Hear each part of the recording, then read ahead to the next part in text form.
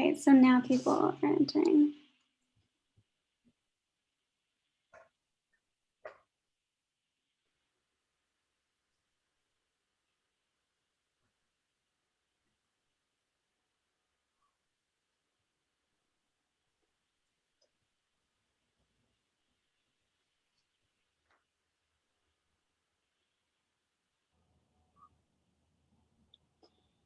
I'll give people a minute to enter.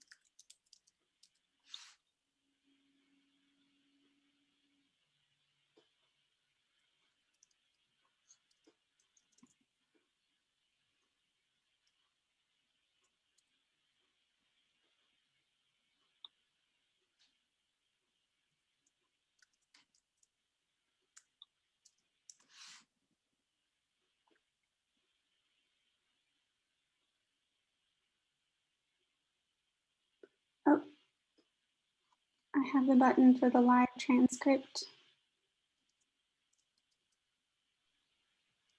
So, good.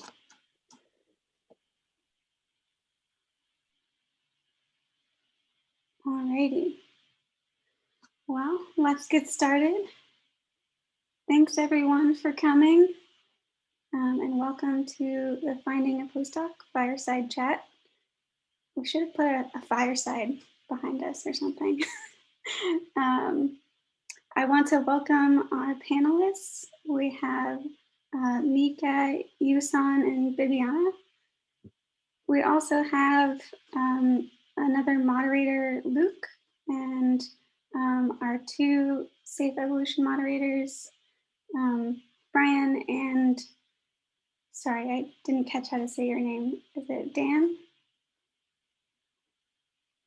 Great.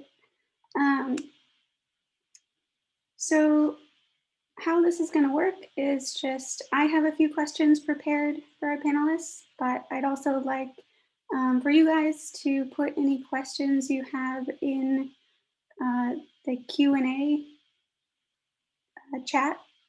I guess it's like specifically Q&A as opposed to the regular chat. And yeah, we'll start to pull questions from that. But let's start with maybe a short introduction from each of our panelists. Bibiana, do you want to go first? Oh, you're muted, Bibiana. Okay, so hello everyone. I am Bibiana Rojas. I am Colombian. I did my PhD in, I started in the UK and finished in Australia because of a move of my advisor. And then I went straight to Finland where I did a very long postdoc, which ended only last year. And now I have just started as an assistant professor at the University of Veterinary Medicine in Vienna. I also realized I didn't introduce myself. My name is Kelsey Lieberger. I'm just finishing my PhD at UC Davis. Mika, do you want to go next? Sure. My name's Mika Friedman. I finished my PhD at UC Davis last year and then started a postdoc at the University of Chicago. And I'm currently an Nsf postdoc there, which I started last September, and I'll be there for another year or so.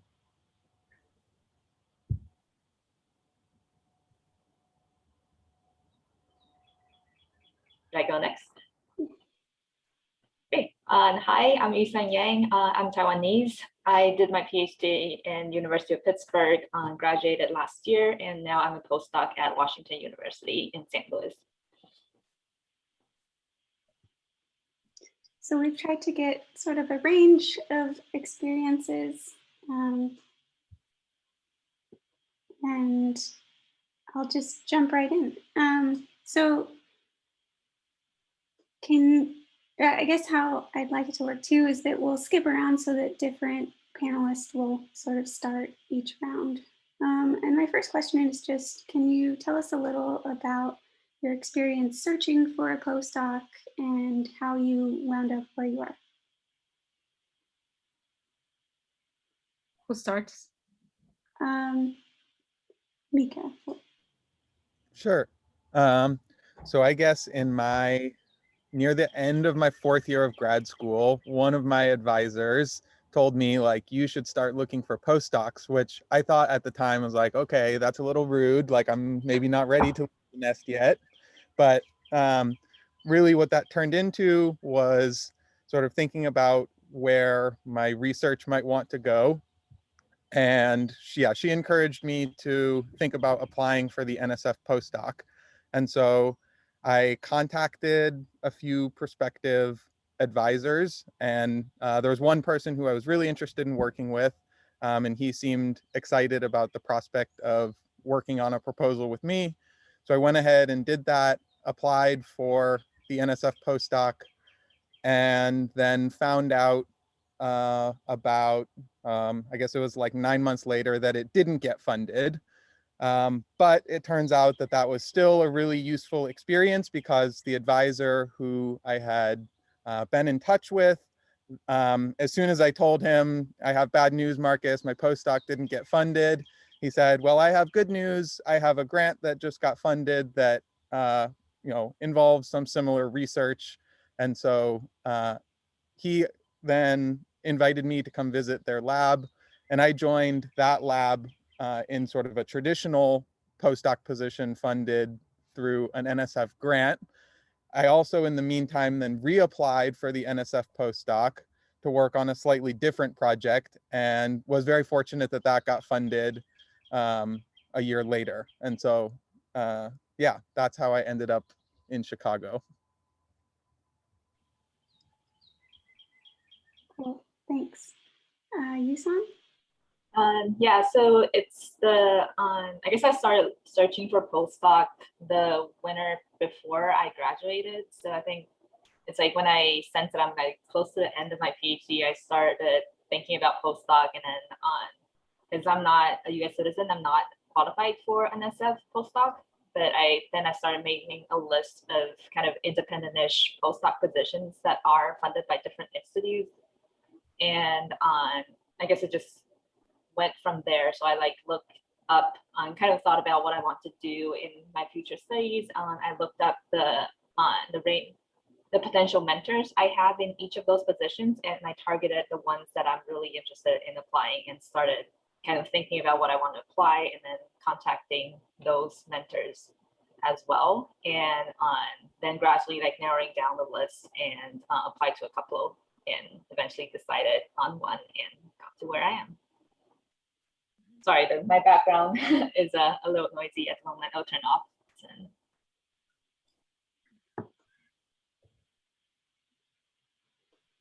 And Viviana, do you have anything to add? So yeah, my situation was a bit different. I was really lucky, because when I just had started my PhD, you know how at universities they organize seminars with invited speakers, and there was a woman who I really admire, whose papers I had read, and I was super enthusiastic about her research. And obviously I attended her seminar, and after the seminar, there was this opportunity to go and have like drinks or dinner with the speaker, and I was sat next to her, and we talked a lot during that evening. And we kept in touch, and we kept bumping in conferences where I was going as a student. And then when I was reaching the end of my PhD, she invited me to join her lab. And so I was very happy, but as Mika, I wasn't really sure that I was going to end that soon. But she was in a good position because they had just gotten really large funding for a center of excellence in Finland. And so she said that she was like willing to wait a couple of months for me to finish my thesis. And then when I handed in, I joined her lab. And that was the only postdoc that I had. So cool. Yeah, it sounds like there's a range there too of how well you knew your future postdoc advisor.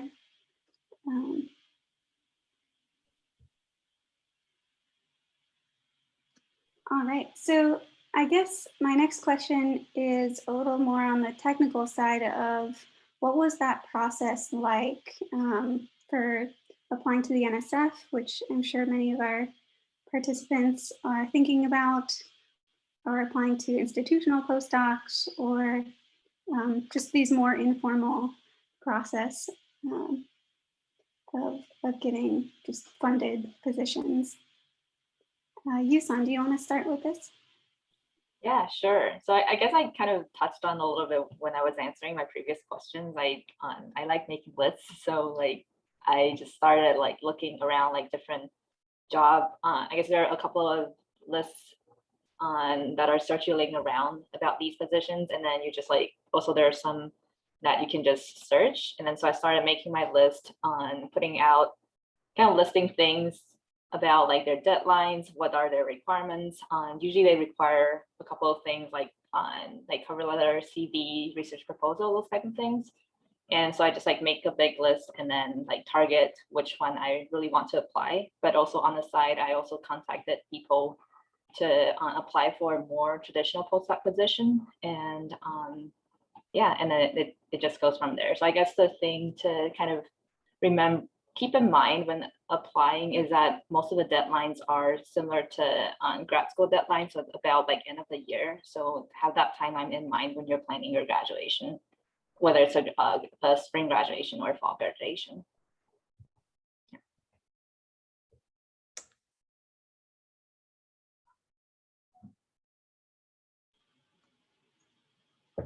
Brianna or Mika?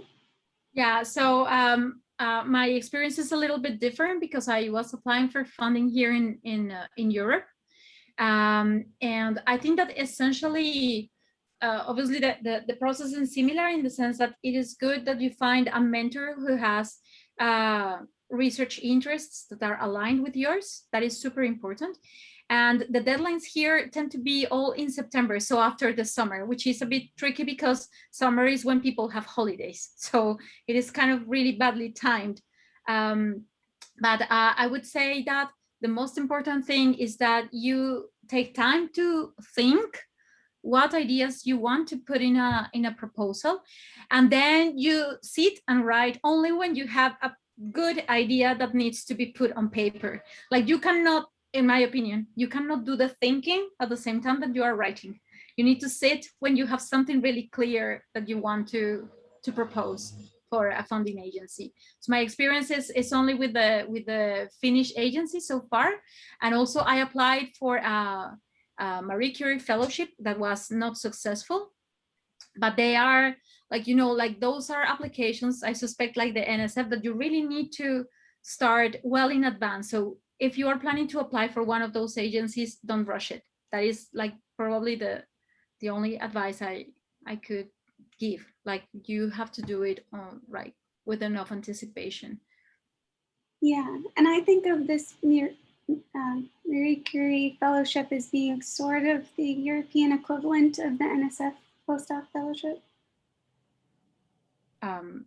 I am not really sure. It's like it has a wide range of like years after your PhD that you can apply. So it is quite like flexible in that respect, and it allows you to come to Europe, and in some cases they allow, so normally for 2 years, and then they allow a third year that is like a return phase to the country in Europe where you applied. But if you are applying from abroad, then it's only 2 years to come to Europe. But they are really, really good for your CV, sorry. So like this is something that I tend to also advise that people should try, even if you get like a traditional postdoc position, it never hurts to try and apply for your own funding, because that is something that is really appreciated in your CV afterwards. So even if you have the comfort of a fixed postdoc for a couple of years, try to test your ideas. And it's the best situation to apply in, when you are not under the pressure of having to, get it so that you have a job, but you have something rather secure. And if you have the, the time and the energy to apply for something, it really looks great afterwards if you get it. I think that's great advice.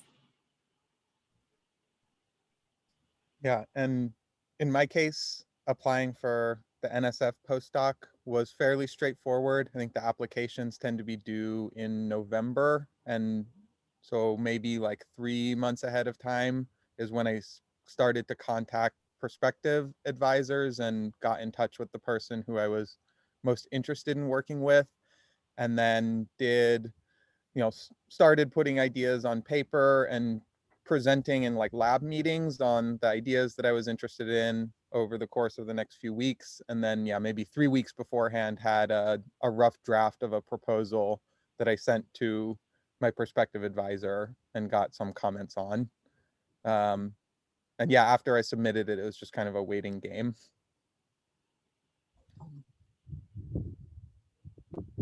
So I have a few more questions, but I thought maybe I'd switch over and start answering some of these that the audience is asking.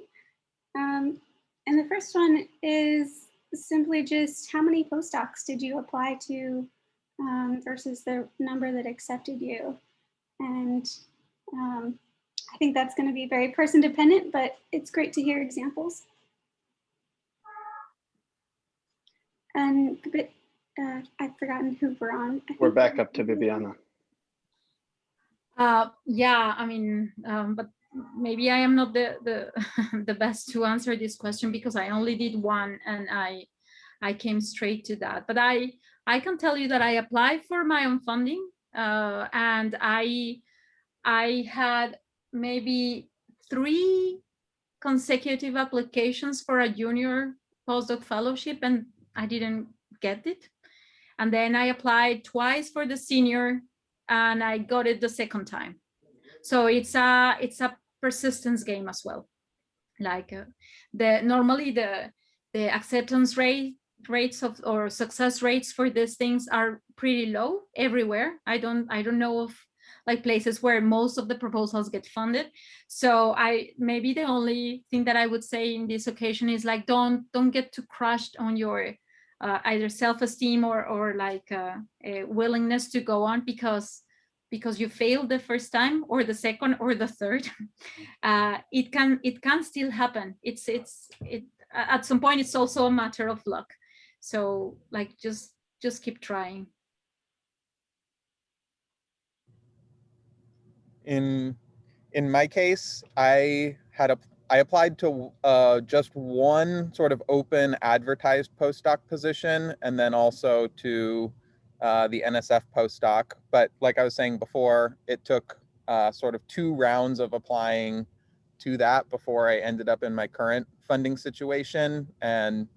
But just having applied the first time opened a door to a position that wasn't sort of openly advertised. So that's maybe a piece of advice is, if you're interested in doing a postdoc and you're comfortable with putting together the materials for a fellowship application. Even if you don't get that fellowship, it's a great way to make contact with a prospective advisor. I'm trying to think about the number because when I was thinking about which fellowships to apply for, I contacted more people than I eventually ended up applying for. But I think eventually I applied for 3 fellowships. So the UC Davis CPD position, which I didn't get, and the UC Presidential, I forgot what the abbreviation was for, the PPFP fellowship, that one I did get, and then the one that my current position is in, the Living Earth Collaborative Fellowship, which is a pretty new one, but I'm pretty happy where I am. And I think I'm in the middle of like talking to 2 people for independent postdoc positions, but I got the answers from these fellowships before we got into like the details of hiring, because like I don't think those are open. I'm trying to remember. I think they were not on advertised positions yet, but on just talking to people that are potentially interested in funding postdocs. And then we had some conversations, but eventually, because I got the fellowship, I went up on coming here to Washington University.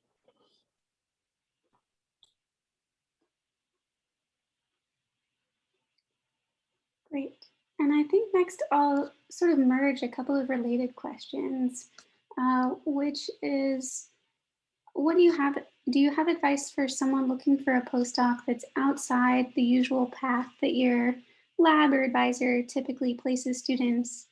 And just how easy do you feel it is to change your topic or subfield, for example, study species, when moving into your postdoc?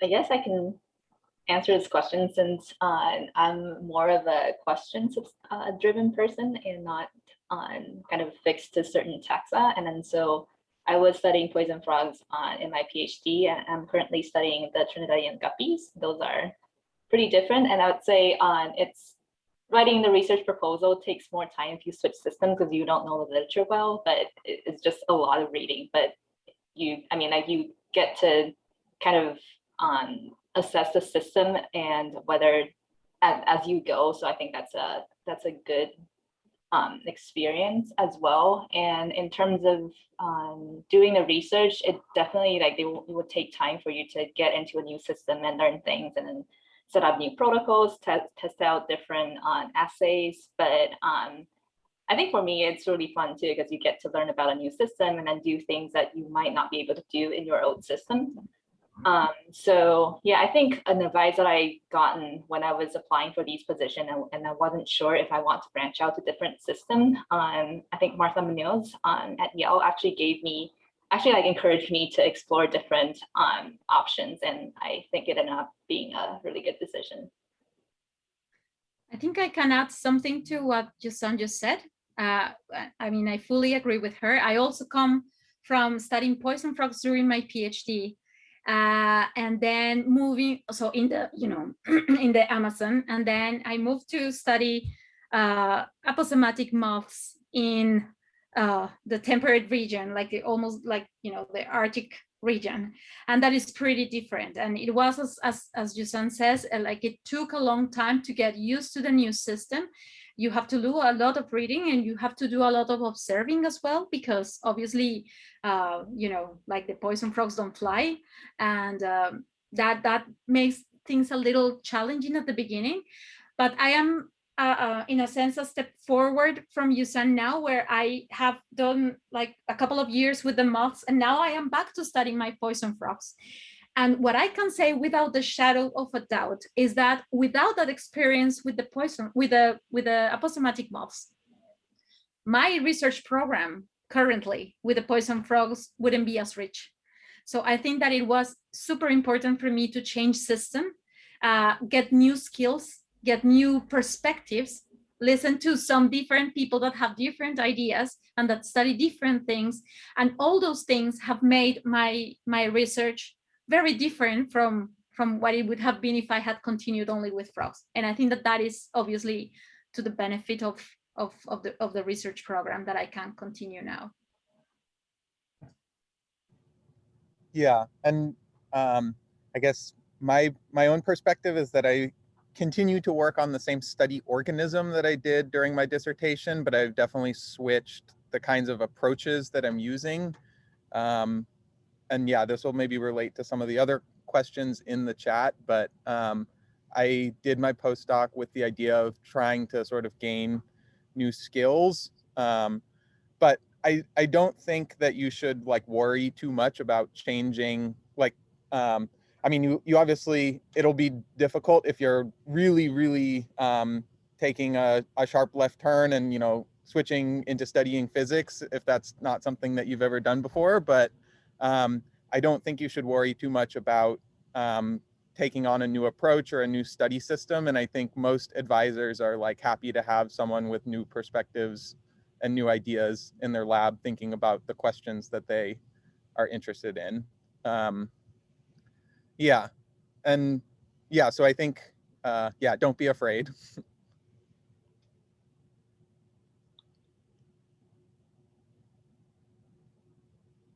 Yeah, I second all of those things. That's encouraging to me as someone about to jump into a new system. So our next question is, does it make you less attractive or competitive as an applicant? So maybe this would be better for advisors, but to take a break for a couple months after the PhD.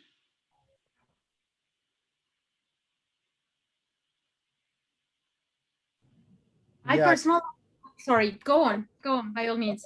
Sure, yeah, I mean, like Kelsey was saying, I guess I'm not maybe like the most qualified person to answer this question, but I feel like I've heard maybe some like mixed advice from more senior people, where, yeah, I know from a friend who talked to her advisor that he told her basically like what you were alluding to in this question, that like it might appear like a red flag if you have a gap on your CV where you weren't engaged in research. But yeah, I guess I've talked to other people who I don't think that's the case. And I don't know, if I were a prospective advisor, I would, and yeah, if I could sort of do it again, it will vary from person to person, sort of like your circumstances and whether you can afford to take time off financially. But for, for the sake of mental health and also just sort of really having the chance to think deeply about what you want to do next and what career trajectory you want to take, I think it's probably a good thing to do if you can.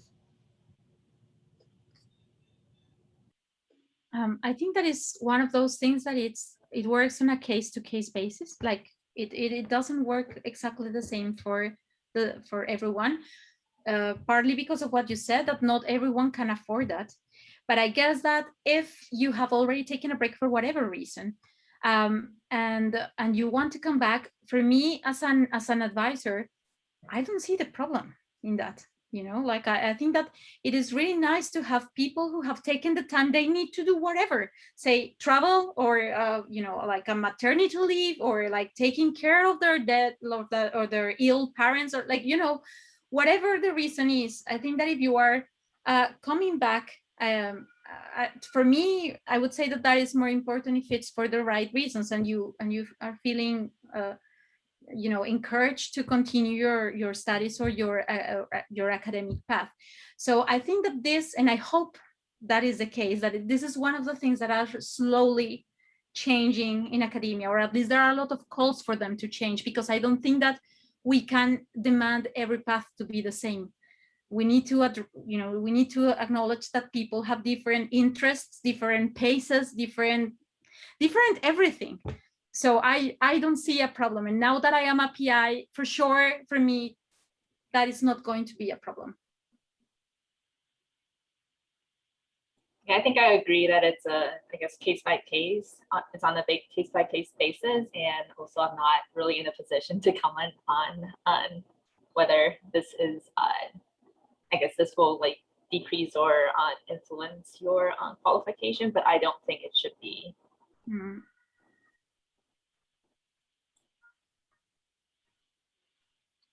this is also a hard one. These are good questions. How do you come up with a good idea for a grant proposal?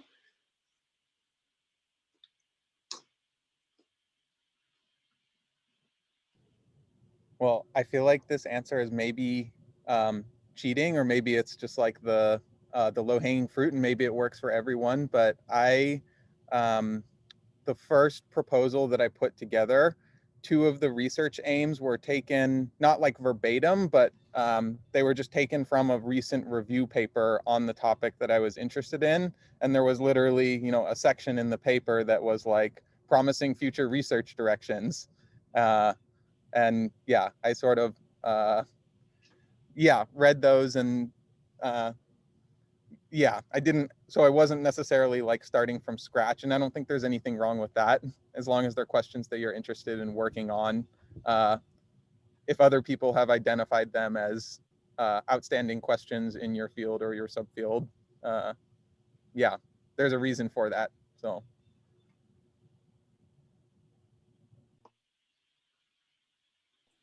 I guess for me, it takes a lot of brainstorming and then a lot of reading and then break down and then go back to square one and then start outlining things again. Because I think eventually it comes down to, for me, it comes down to what remaining questions or research directions I'm really interested in at the end of my PhD, but couldn't do in my poison frog system.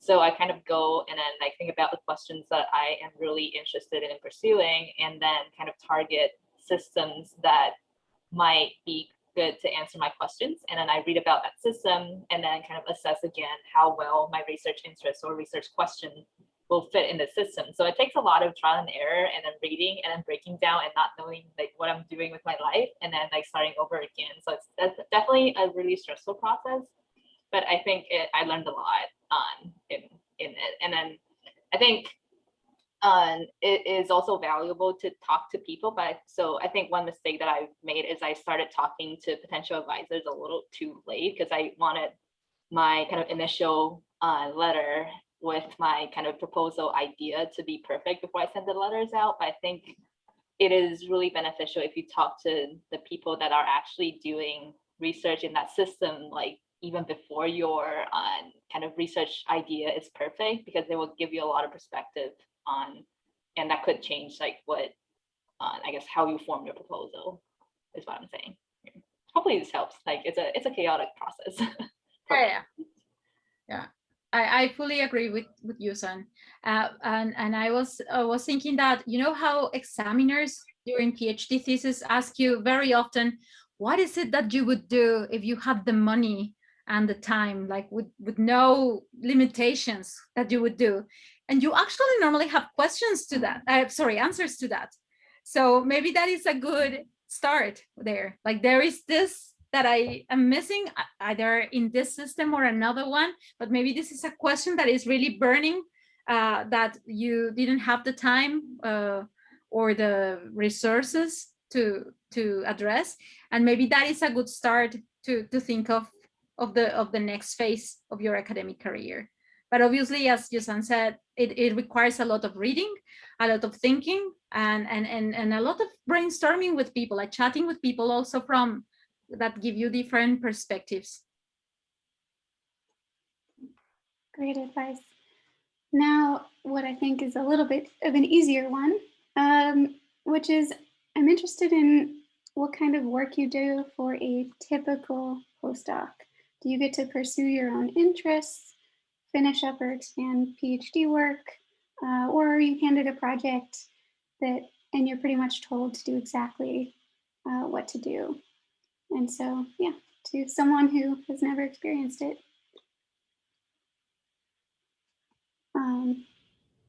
what do you do day to day? So I guess I'll take a stab at this one. So for the first maybe 6 months that I was at the University of Chicago, I was in, I think what you're referring to as like a typical postdoc arrangement, where I was like a salaried employee working on a specific project with a specific job description.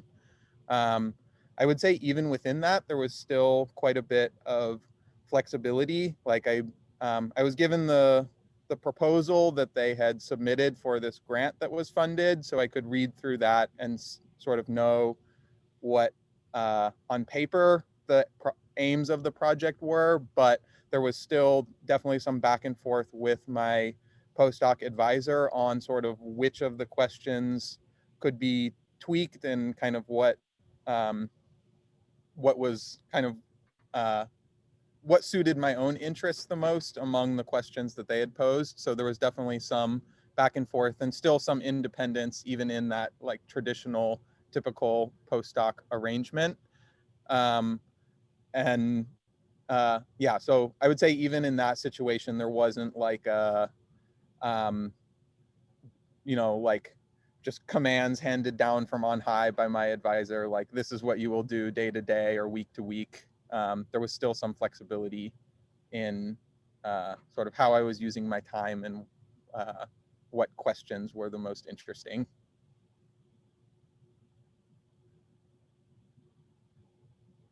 I think in my case, I think I do have a lot of independence, and I think that also comes with having initially like having a proposal to the current position, but there's definitely a lot of discussion with my mentors on what specific, I guess, specifics on experimental design, on whether like to downscale, upscale certain experiments, things like that. But I think overall, I do have a lot of independence on what research questions I want to pursue.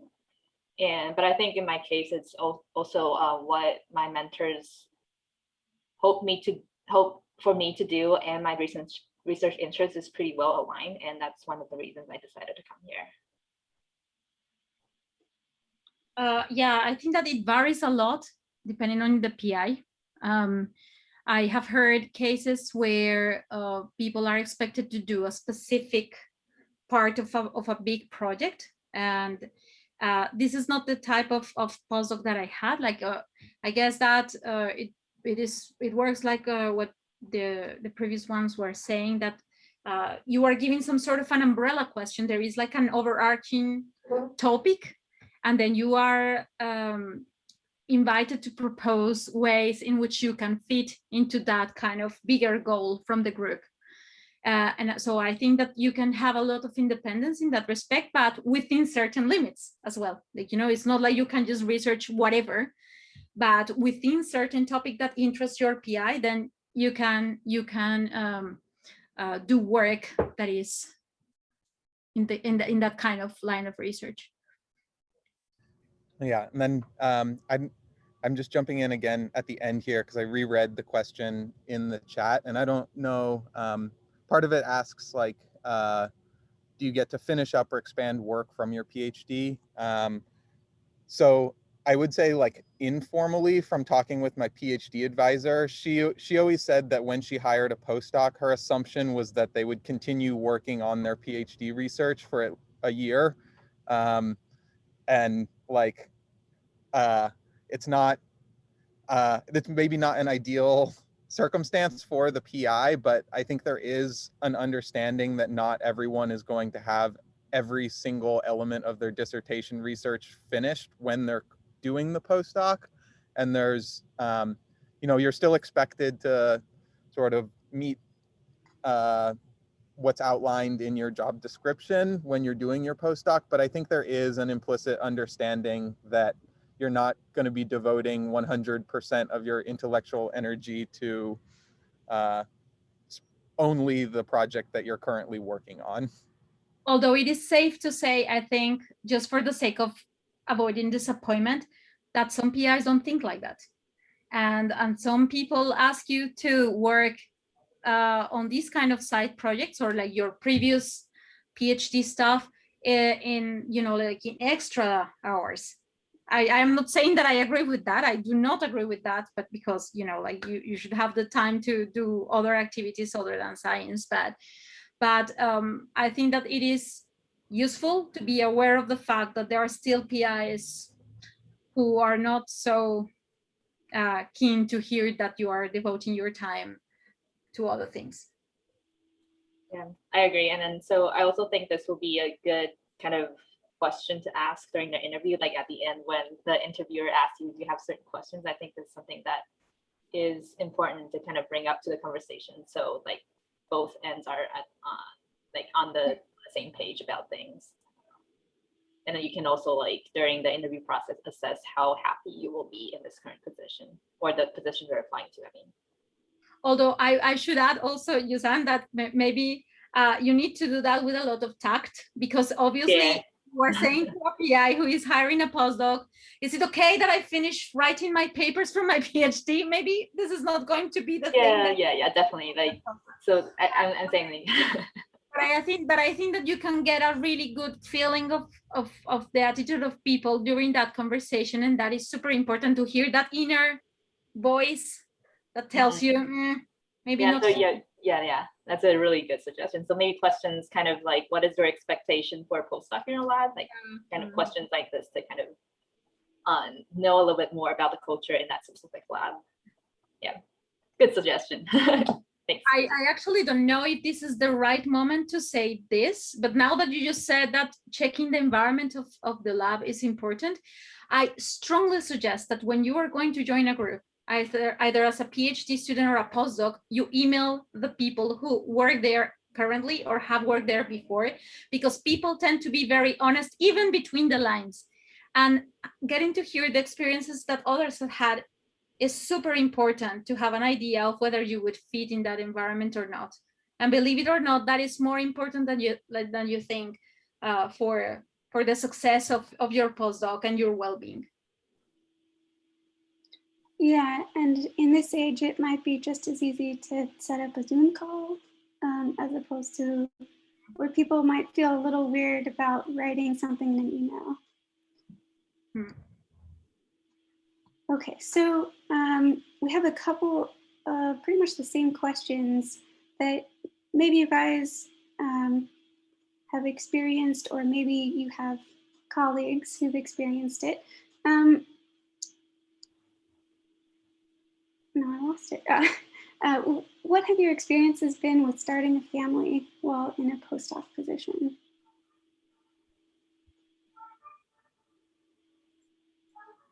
Well, I don't know if the others have kids, but I had a child last year, which was like my last year in this transition between postdoc life or senior postdoc life and like a faculty job. And I'm not going to lie to you, it's difficult. It is difficult to take the time to do everything. And I am lucky because I was working in a country like Finland where maternity leaves are very long and they are paid, so we don't really have the stress to go back to work and so on. So I think that is also like a decision that was very much up to me when I could restart work, even though I was still on maternity leave. It would depend a lot on what kind of support you have around, because even if you wanted to start working before, if you cannot afford perhaps to leave your child with some sort of care, then it's simply that you cannot do it. But I also am aware of the fact that our students' life, academic life, doesn't stop. That like they continue to need supervising and they continue to need guidance and so on. So my personal experiences, it was difficult to like kind of juggle all the time for things, but I was lucky enough to have the support that allowed me to every now and then have like Zoom meetings with my students and continue to give them advice on that. But I think that is something that needs to get better, like more normal in our academic environment, because still a lot of issues especially for mothers, unfortunately. But I am hoping that also, because all these things are coming now to the surface, they are going to get better and better with time, because now people are speaking up, which is something that we didn't do before. And I think that we are maybe making baby steps, but anyway, in the right direction. So I am hoping that things get better and that it is normal for you to say, well, no, sorry, I cannot do this meeting because, you know, my baby is here and I don't have a person who helps me, and this is normal because this is life, right? So, but it is challenging, and if you have support, it is definitely more bearable. But if you don't, then there is a lot of difficulties that you will face that will need the support from your department or your PI or, like, you know, like your boss in whatever capacity, so that you don't feel like you're failing. I can't necessarily speak to like starting a family because I haven't gone through that process, but maybe somewhat related. I did have to navigate kind of the two body problem where my partner is also in academia in a different field. He's in civil engineering, but we were finishing our PhDs at around the same time and had to have conversations about sort of who would sort of put their foot first forward, and like what would happen if one of us got a position first, if the other person would follow. And yeah, like that process was quite difficult. And we're currently living apart from each other and like doing our relationship over distance, which is hard, especially in the time of COVID. And then as part of that, so he accepted a tenure track position at another school. And so then we had to go through the process of trying to negotiate a position for me there as I'm currently a postdoc, and had to go through the process of sort of, it's definitely like a weird position to be in. It's like the most kind of forceful I've ever had to be in negotiating for myself and asking for things in a way that we're not really like trained to do, and that felt a little bit uncomfortable. But yeah, so when I finish my current position, I'll be moving to the same school as him and doing another 3-year postdoc position where we had some leeway and could negotiate some research funding and a pretty good stipend as part of that position, but we had to ask for all of that. So I'm just not going to comment on this question since I don't have the relevant personal experience on it. No worries. So the next question is probably one that maybe Bibiana could comment on, since she mentioned she had a very long postdoc, which is, when do you think it's time to start looking for jobs instead of another postdoc? This is a very good question, because my experience is like I never felt that I was ready. I never felt that I had enough. I never felt that my CV was good enough. And it is really, again, something that only can be decided on a case to case basis. Sorry, because obviously the pace at which people's career progress is very different. But I would say that the things that you would need to have are like a good track record for your stage. So obviously, if you maybe have just one publication out your PhD, maybe it's not the right time yet. But if you have a couple of good publications after, and you feel like you could perhaps take charge of supervising students, if you have had that experience during your PhD or during your postdoc years, maybe I cannot tell you when the time is right for you, but I can tell you that you can start trying, because the one thing that I didn't dare doing is trying. And obviously, if you don't try, you cannot get a job. And this is what people kept saying to me: you need to apply for jobs. And I felt that I wasn't ready. And it's like with having a kid, you are never going to be fully ready to have a kid. Like if there is something going to be there that you don't have, that makes you think, oh, maybe this is not the time. So I would say that the process sorts out itself once you start applying. maybe you are going to find that you apply for a dozen or like a couple dozens positions and you don't get any good result, but the time will be where you have reached a stage where they are going to shortlist you, and maybe they are going to shortlist you for a couple of jobs and you don't make it to the interview, but then again, you know, the time will come for you to get that interview and eventually a job. But if you don't try, definitely nothing is going to happen. So I guess that once you have like some experience supervising students, that this is assuming obviously that you are applying for a faculty job that implies supervising students and doing research. Obviously there are other paths, but I can only tell you about mine. So once you know that you kind of feel comfortable supervising students, and you really want to do that, that is the other thing that is super important, and you have a reasonably good track record, you know, try. The other thing that I would advise is try and get mentors that are not your PI. Get them to read your CVs. Get them to read your cover letters. Say what holes do they find in that, and think of strategies how you can fill these gaps, and then work on that and try again. Like I got enormous help from mentors. Obviously from my PI, she was always super supportive, but that is only one angle. So it is really nice to get help from other people, and you will be surprised of how many people will be eager to help in this kind of cases. So do it, like look for that help.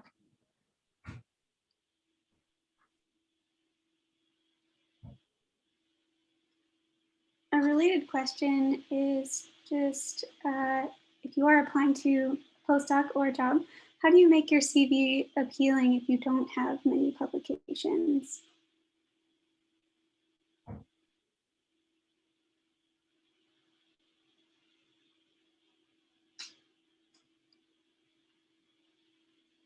I think there are probably things besides publications that advisors can look for. A big one, like everyone who's attending this, or maybe not everyone, but most of the people attending this panel right now, I think just like involvement in societies and going to meetings shows that you're engaged and sort of part of a broader research community. That's definitely good.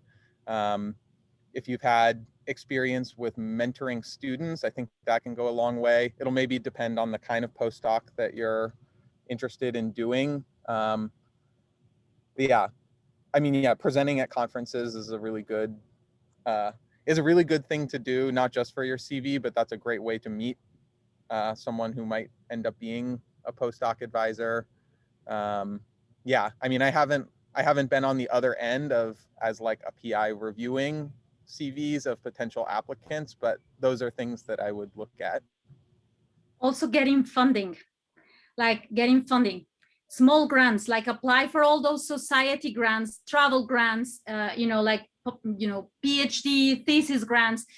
All these little things matter because they are really good at the stage that you're in. Nobody's going to expect you to have gotten like hundreds of thousands of dollars in grants if you are just finishing your PhD. But all those travel grants and those like perhaps, like National Geographic, Idea, Wild, Society for this and that grants, they look really good in your CV. So try to get to that routine with your supervisor where you can apply for small funding, because all these little things really add. And this is something that, at least for me, it's really impressive when I see that a student has had all these little grants, because that means that the person is really willing to seek for funding and they have been successful at their stage. So maybe this is setting a great future for that as well. This is another thing to look at. Yeah, I agree on everything Mikhail and Viviana said. And I think another thing that I sometimes do is I download other people's CV, like the people I admire, and I kind of like look at how they structure their CV. It's sometimes really fun, like to see like, oh, like you can like put it in what kind of different organization ways and what people put on their CV. And yeah, I think that's what I would say. Like if you have sometime you could like look at other people's CV and then see what other things in addition to their publications they put on your CV. So like for me, CV is something kind of like a formalized way of putting what you want to present to the person interviewing you. So like kind of try to structure it in a way that showcase like the thing that you're most proud of, kind of. And I would add to that very quickly that the order matters a lot, like what you present first, because like people are very attentive to certain things. So I would say try not to have a CV that you send to all places. Depending on what you are applying to, you can also change a little bit the order in which you present things.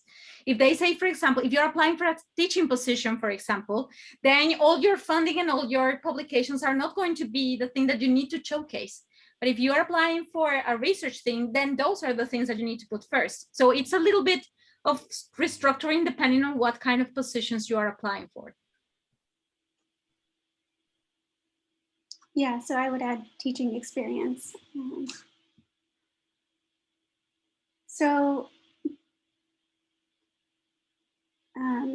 Let's see. What is the best way to search for postdocs? And I would put in a plug here for, we're going to have hopefully a postdoc job board associated with the meeting. Details are a little TBD right now. So watch out for that come next week. But otherwise, yeah, are there good websites or postings or LinkedIn? There was one question, this question was asked like right at the beginning, and I put a spreadsheet in the answered part of the Q&A. I mean, panelists are welcome to answer this as well, but there is a spreadsheet that's continually updated that's in there for everyone to check out. I have to say that nowadays, I would advise my PhD students to join Twitter if they are not on Twitter. The number of opportunities that you can find through Twitter interactions is insane. Also because they are, it has changed very quickly that now you get to conferences, for example, and you get to know the people that you have been interacting on Twitter with. And that has changed the whole dynamics of communication, I think, in our community. So if people know already that you are finishing your PhD and that you are working on animal coloration and you are going to be looking for a postdoc, then your name is not going to be foreign to them. So there is a good advantage of actually joining this community. But other things like Evoldir, for example, or other names escape me, but I think that those are really good. Yeah, for the ecology focus, there's Ecolog. Yep, I think the one advertised position that I applied for was just one that was posted on Ecolog. But yeah, I don't know that that's necessarily the best way to search for postdocs, but I don't think there's anything wrong with just basically like cold contacting someone who you're interested in working with. They're going to be used to receiving emails from people who they don't know. And I think it's totally fine to write to them, give a brief introduction of who you are and sort of where you are in your dissertation, and just ask if they currently have or anticipate having funding to support a postdoc. And if they don't have, they might even invite you to work together on a proposal that you can submit so that you get the funding to do a postdoc with them. So there are different routes, but I think that contacting people that you are interested in working with is a super good idea. At least you are in their radar, and that is a very good thing. Well, we're coming up on the hour soon. There might be time for one more question. There are a lot of questions left in the chat, and so I'm wondering if we do have all of your emails, we might be able to sort of send a follow-up with written answers. That'll be a goal, but apologies, we hadn't really worked that out, but thanks for all the participation. It's exciting to see all the questions. Luke, did you have sort of one in mind to finish it up? Oh, not in particular. I just thought maybe we could go through the panelists one more time and see if they have any closing piece of advice or last statements, just as we're wrapping up free form. May I suggest one that I saw in the Q&A, and actually I think that is important. It is how easy it is to get a postdoc if the PhD student advisor relationship was not great. Considering recommendations are going to be requested, or rather, what would be a way of troubleshoot such an issue? So I think that this is something that I have been exposed to more and more recently. And I would be really keen to hear what other people think about it. For me, I personally think that if you disclose that, I mean, you don't have to give details, but you can say that you didn't have a good relationship with your supervisor in the end, and you can disclose that in a kind of confidential way, and say that this is the reason why you are not going to provide a letter of recommendation. And I think that that's fair, particularly considering the recent changes in how people are speaking up and being more aware of kind of sexual harassment and work abuse and things like that are very, very critical for this kind of relationships. I think that it's totally fair that you say, I cannot get a letter from my supervisor because this and this and that. Obviously, as a PI, I would hope that you are honest with that. I'm not taking advantage of me, but always there is the possibility to say, I am adding the recommendation of such and such, who was not really like my advisor, but we work together in this and this. And I think that there are ways around it, but by all means, don't feel that you shouldn't apply for a job or for a postdoc because you don't get that letter of recommendation, or because you don't want to ask for it. And don't ask for it if that makes you feel uncomfortable.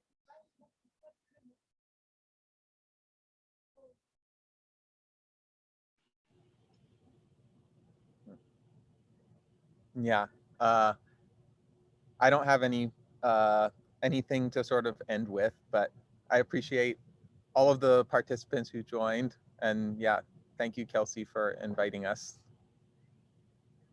Yeah, thanks to all our panelists. Yeah, I'll echo what Trout said. Thank you all so much for organizing these and asking so many questions. Yeah, it was really nice. Thank you for organizing this and for inviting us. It was great to hear everyone's experience and advice. All right, well, thank you, everyone. This will be posted on the Evolution website in case you want to hear it again.